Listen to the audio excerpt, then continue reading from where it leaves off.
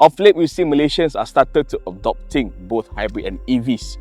That is because we know that the raw 95 petrols of this is about to go on to know later. But of course, there are many new EV models coming to our market, but most of them are quite expensive. So Malaysians are looking for something very affordable for them to cheapen out the petrol. And we've got this model. This is the upcoming Chery Tiggo Cross HEV, and what perhaps could be the cheapest new hybrid model coming into our market. So in today's video, we're going to check out what's so special and what's so good about Chery Malaysia's first hybrid model. My name is Mukles. This is Caricarz.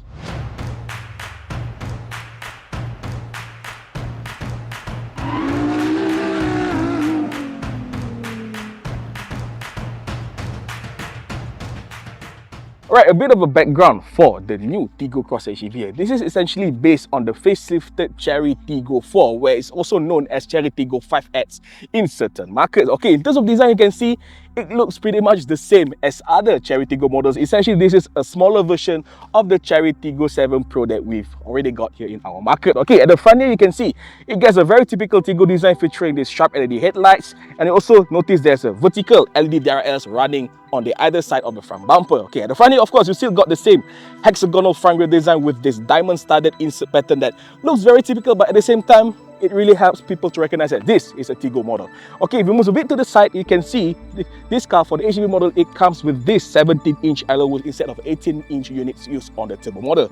There I say this is a good option because we know we can chip in a bit of the tires because it is slightly smaller compared to the turbo model. Right, from the side you can see that the Tiggo Cross retains the same boxy SUV crossover body style, just like the model Tiggo 7 and Tiggo 8, but as you can see from the side, it gets a very typical design, including this physical door handles, roof rails and whatnot. But in terms of dimension, although this car looks quite small, it's actually slightly bigger because it measures over 4.3 meters long, meaning that it's actually on par with something like the Proton X50, Honda HRV, and even its cousins, the Chery Omoda 5. But if you move to the back, you can see it comes with this full width LED taillight that looks very stunning with this unique LED light signatures, and at the bottom here you can see it comes with a hybrid badge here just to tell you that this is a hybrid, not just a normal Chery Tiggo Cross. But overall, I think the design, it looks pretty nice, it looks pretty compact, and it looks pretty good. Right folks, so now we're on board the new Chery Tiggo Cross HEV, and the first thing you notice about jumping inside this car is how familiar the layout feels, because like it or not, for better or for worse, it looks very similar to the Chery Tiggo 7, at least at the front dash here. But the cool thing about this car is, unlike other modern Chinese cars, it still retains lots of physical controls and buttons for essential stuff, which is a very welcoming addition to more traditional car buyers who are looking to get one of these. Okay, at the front you still got the same dual screen setup, but this time around is slightly smaller, measuring 10.25 inches each. Of course, you still got this full digital meter cluster, full color, lots of menus. You can see all the ADAS function here, everything's all located here, but of course you don't have any head-up display here. And for the infotainment half, it's still got wireless Android Auto and Apple CarPlay. You don't need to wait for updates or everything. It's quite good, it's quite smooth, it's quite easy to use, and overall it's a very good addition, especially in this segment of a car. But the good thing also about the infotainment, it still retains some physical buttons and controls.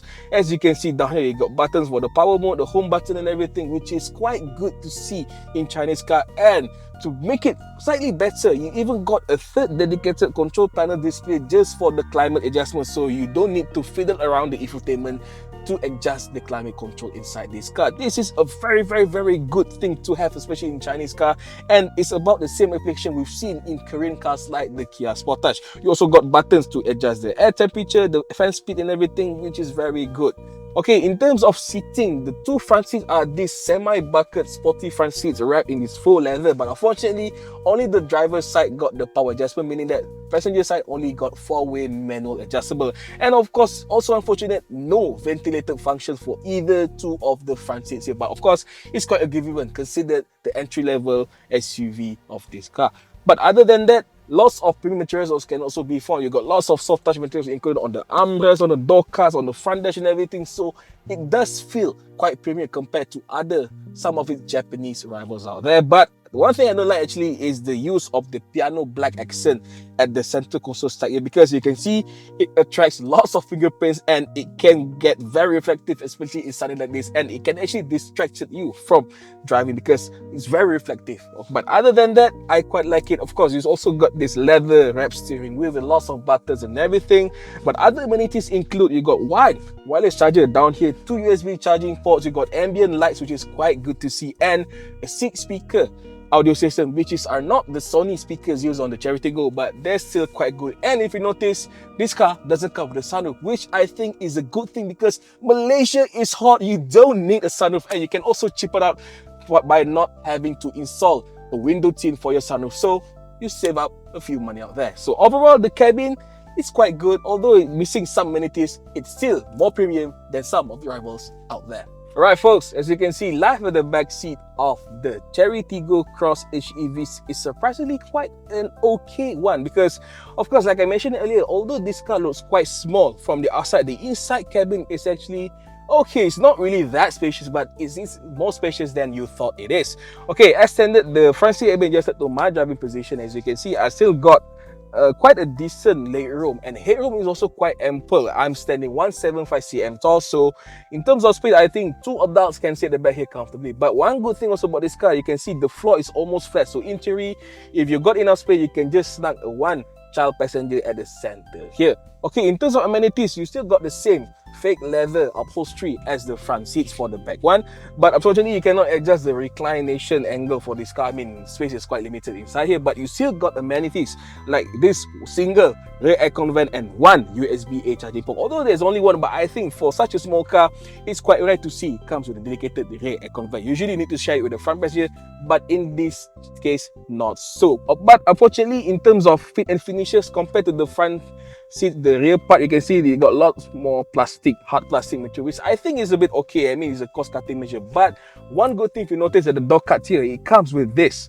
This is a door opening warning, the part of the car's ADAS system where it warns rear passengers from opening the door in case there's an upcoming vehicle coming. So this is very, very good function to have, so that rear passengers can also be alerted when they try to get out of their car. So good job, Chery. But overall, in terms of space, quite okay. Okay, in terms of boot space, Chery claims the standard boot space measures about 370 liters, but in case you need extra space, you can just fold down the rear seat to allow more than 1,100 liters of space. But unfortunately, this being a hybrid model, there's no space for a spare wheel at the back here, so that's a bit of a bummer. But overall, in terms of space, this is surprisingly a pretty practical car for you and your family. Right, for our market, the Tiggo Cross comes in 2 variants, namely the turbo version and then this is a top spec HEV version. Okay, this HEV uses Chery's proprietary super hybrid system, which is a series parallel hybrid setup where it uses a 1.5 litre 4-cylinder naturally aspirated engine rated at 96 PS and 120 Nm of torque as a basis. Okay, it is mated to a 3-speed dedicated hybrid transmission that harnesses an electric motor inside it rated at 204 PS and 310 Nm of torque. And most of the driving actually been done by this motor. So in terms of powertrain output, this car is much more powerful compared to other hybrids and B segment SUVs in our market. Okay, just like any other series parallel hybrid system, the engine will act as a generator to the small battery, which is 1.8 kWh battery pack that runs the electric motor. So most of the driving, like I said before, is being done by electric motor. Okay, in terms of performance, 0 to 100 takes about 8.9 seconds, which is quite okay for such a small SUV. But mind you, this is for economical, not really for performance. But more importantly, in terms of fuel consumption, Chery claims this engine can do as low as 5.4 liters per 100 kilometers of travel. So in theory, with its 51 liters of fuel tank, you can get up to 1,000 kilometers of driving range from a single full tank. That is quite impressive figure. But enough talk, let's drive this car, shall we? Alright folks, so now we're behind the wheel of the Chery Tiggo Cross HEV, and the first thing you'll immediately notice about this car is how refined and smooth the drive feels, because like I mentioned just now, most of the driving for this car has been done by the electric motor itself. So even if you go like up to 100 kilometers per hour, the most of the driving is still being done by electric motor. And you can hardly even notice when the engine kicks in, when the engine starts to charge up the batteries. But of course, once you really push it like over 100 kilometers per hour, then you'll start noticing when the engine kicks in. Then you start noticing the engine noise and everything. But other than that, of course, like I mentioned just now, this car is theoretically the peppiest, the most powerful B segment SUV you can buy in the market today, because the electric motor is rated at 204 PS and 310 Nm of torque. But yeah, 0 to 100 is, although it takes about 8.9 seconds, which is not that impressive, let's be honest. But the electric motor sure helps not only to refine the driving experience of this car, but also making overtakings and everything feels quite effortless, dare I say. Because this is what, and it also tends to the electric motor, you also get almost similar driving sensation as many EVs out there, but of course not as torquey or as face blistering like dual motor EVs out there. Okay, in terms of dynamics, I have to say, because of the car's small size, it definitely feels quite agile and nimble. And in terms of the suspension setup, it uses a McPherson front and torsion beam rear, not a multi-link.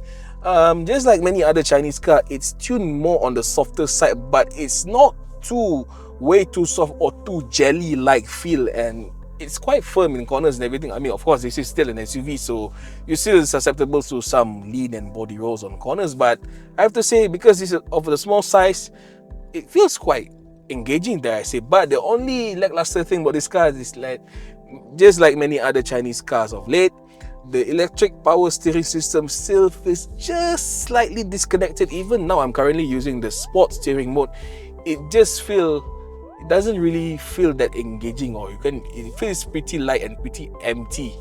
Not as good as many other Japanese cars out there, but still, it's still okay. It's not really like too lightweight, like you cannot really feel the same. It doesn't feel like you're playing in a video game, that's one for sure. So overall, in terms of dynamics, it's okay.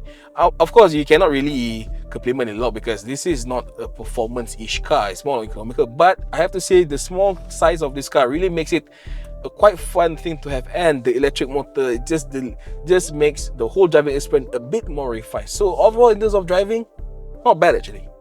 Alright, of course, this being a hybrid, the most important bits that many people gonna ask is in terms of the fuel economy. Okay, of course, from our very short stint, just a few days with this car, it's definitely not enough for us to truly gauge the true economic performance of this car. But from our tests, which involve lots of urban driving, which is a very good situation, because I think most of the people buying this car are going to use it just to commute from work and everything. We managed to get the lowest consumption we managed to get is 5.2 liters per 100 kilometer, which is slightly lower than the claim figure of 5.4. That's quite impressive, dare I say, because we drive like we normally should. I mean, we don't really speed on this car, but once we speed, it can go just slightly up, but still slightly under the 6 liter per 100 km mark, which is quite okay. Of course, on paper, it's still not as impressive as some of other Japanese hybrids, like for example, even the Toyota and Honda hybrids. They can get as low as 4.3, 4.5 liters per 100 km. But I would say, in terms of for its price and for its supposed price, let's say for the segment, I think this is more than good enough. It's good enough to be a decent introductory model for people who haven't tried a hybrid car before, which is a good introduction. But other than that, of course, some people complain the fuel tank is quite big, 51 liters, so meaning that of course you're gonna get, but I would say that's a good thing, because even for such a small car, you got a quite decent fuel tank. So that's why I say, in theory, even with its okay fuel consumption economy, although not as good as the Hondas or the Toyotas, you still can easily get at least 800 to 900 kilometers from a single full tank of this car, which is quite good.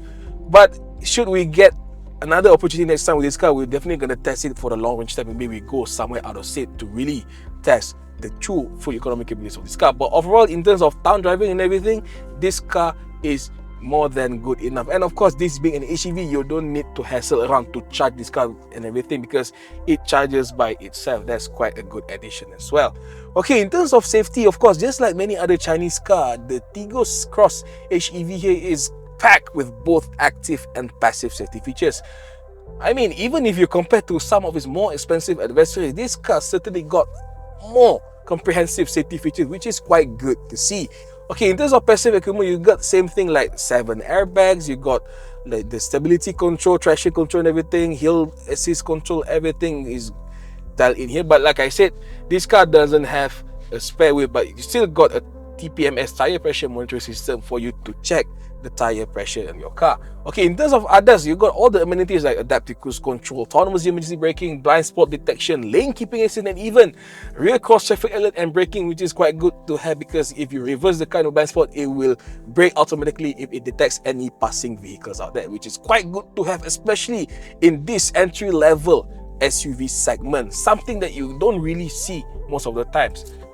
But in terms of ADAS and everything, the ACC, it works okay. It could be better, obviously, but what do you have to complain? This is supposed to be a sub 100,000 ringgit car, and you got plenty of other system. And also, not to forget, you also get a 540-degree camera system that looks quite nice. You also got the surround 3D monitor, so meaning that parking this small SUV should not be a problem even for amateur drivers. So overall, in terms of safety, this car has been rated in the Australia NCAP drive testing protocol, and it garnered a 5-star score. It hasn't been tested for ASEAN NCAP yet, but I think given its comprehensive safety features, this car, it could be another 5-star for Chery Malaysia. But overall, safety, not a problem. Fuel economy, not bad.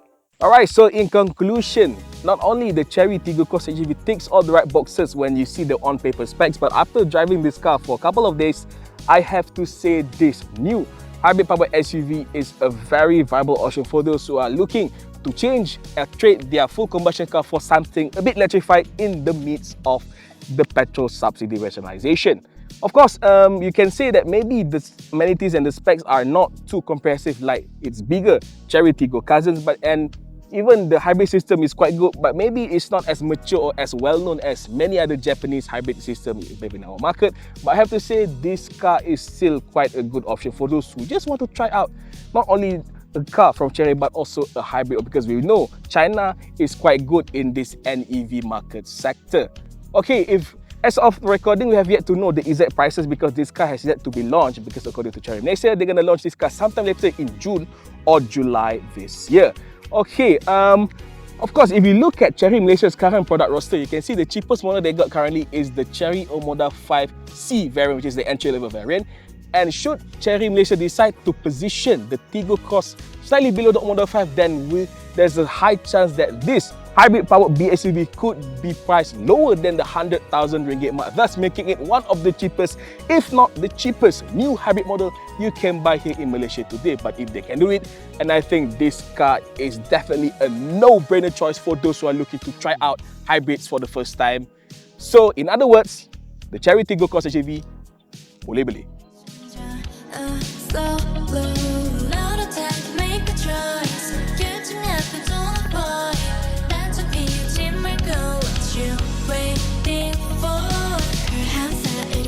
하지만 너랑은 아니란 말야 더 알고 생각해